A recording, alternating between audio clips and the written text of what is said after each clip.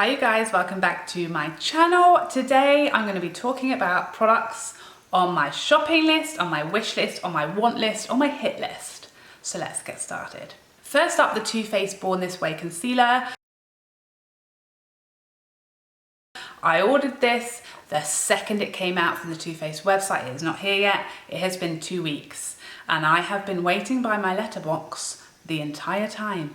I am desperate to get my hands on it. I was desperate to review it for you guys. So I wasn't fully aware that, well, I wasn't aware at all. They forgot their email must have got lost. Cult Beauty got the Too Faced concealer for like 24-hour like flash period.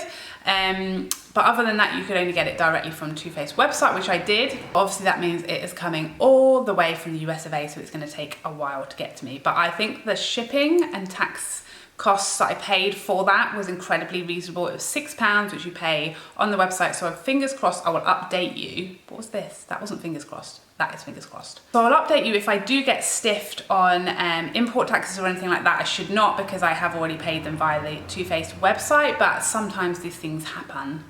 But if I don't, that is very reasonable for an international shipping cost from the US. £6, very reasonable. So as soon as I have it in my paws, I will show you. Next up, nearly fainted dead on the floor when I saw this, the Norvina palette from Anastasia Beverly Hills.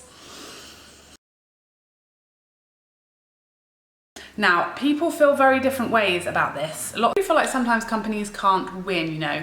I mean, ABH, it's not sort of necessarily known for doing wacky, out there, insane, crazy colours. To me, their vibe, how I interpret that brand, is very much gorgeous, soft glam looks, really wearable in the majority. And I know they have kind of stepped out their box at times with like Subculture palette was maybe slightly more sort of grungy than their other palettes. But for me, they do incredible palettes that are usable, that work so beautifully together. Their palettes always have incredible color stories, as in you can use all the colors in the palette so beautifully together. When I first saw the palette, I had a couple of questions. One was about the shade Soul, which is that matte periwinkle shade, I think Norvina described it as. I was like, I probably won't use that one, but one shade in the palette I'm not going to use, no big deal.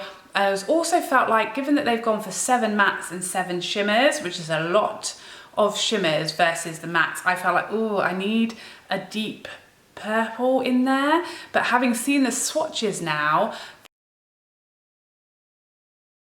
the Drama shade, which is the top right shimmer shade, actually is very easily used in the crease. It reminded me of the Antique Bronze shade, which is in the Modern Renaissance palette, that looks like a shimmer, but is beautiful in the crease. And there are a couple of shimmer shades in that palette, which to me can easily be used in the crease, and that makes it perfect for me. I love the shades, it's stunning. Like with all ABH palettes, I feel like they will work very beautifully to create loads of wearable everyday looks. And actually the periwinkle shade Soul, when swatched, looks wearable, to be fair.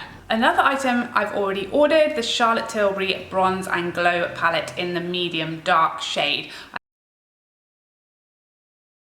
I have the light medium shade. I've loved that palette. I've loved that product for a very long time. I am a lot more tan than I normally am now, and there's a lot of bronzers that I love and own at the moment that I cannot use. And that palette, the bronzer, I've lusted after the bronzer in that palette for a long time. I've lusted after the bronzer from that palette for a very long time. The highlight, I don't think I'll be able to use it as a highlight because I don't think my skin is deep enough to use that sort of orangey shade as a highlight, but it looks like a gorgeous blush for me. So I'm very excited for that to come. Next up, the Huda baking powder. I am very excited to try that. I just ordered that today from Cult Beauty as it launched on Cult Beauty. I did not want to pay Selfridge's extortionate delivery costs, so I waited for it to come to Cult Beauty, which it now has. I've watched Puffin's Wife, the beautiful Mel, review this, and if Mel says it's good, it's good. You can believe that girl. So I picked up the same shade as Mel. Mel is fairer than me, but I wanted a shade that I can use just about now, but I can also use in the winter because I take ages to go through a powder. I don't ever set my whole face, so I only really use it, you know, in my concealer areas. So I don't want to not be able to use it in a couple of months' time. So I went for the pound cake shade. Probably could have gone with banana bread for now, but I think that would have been probably too close to my skin tone come winter. So I'm really excited to try that one. Next up, the Dior Airflash CC Primer Spray. I don't actually think this is new, but it kind of came onto my radar when the Dior Backstage collection came out. And again, I saw Mel review this as part of that collection, I think, and she was like shook. And I've seen in her description box, I see you, Mel. I've seen her using it like every day since. And I mean, she always looked, if there's a product that made me think, if I spray this on my face, I'll look like Mel, I'm gonna get it. So that is definitely on my list. It's supposed to be a primer, but can also be a setting spray, finishing spray. Yeah, so I'm really excited to try that out. It's something different. I want to give it a go. Next up, this L'Oreal Bending Mascara. This is new, and I immediately am going to be going to go and get one from Boots. I'm fascinated by it. L'Oreal makes great mascaras. Yeah, they're definitely one behind probably Maybelline for me as far as drugstore mascaras. They are right up there. Really excited to try it. Looks intriguing.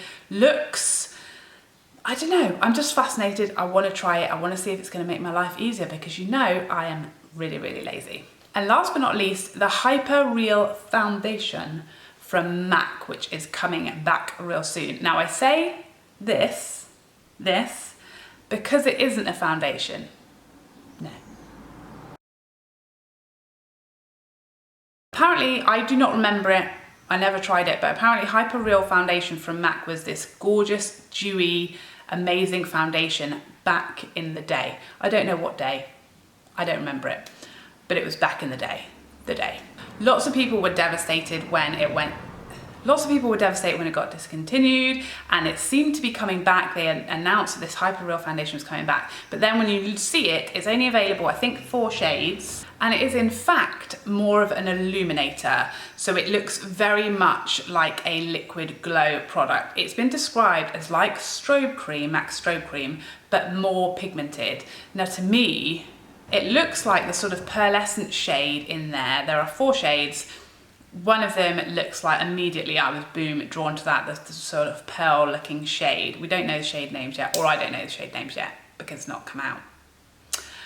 But that one looks to me like a fantastic foundation mixer, like something that you can mix in with your foundation to make it more dewy, more luminous, more radiant. I cannot wait to play with these, to see them right up my street. It also looks like something that could be gorgeous on the body, mixed in with your moisturizer, mixed in used as a primer.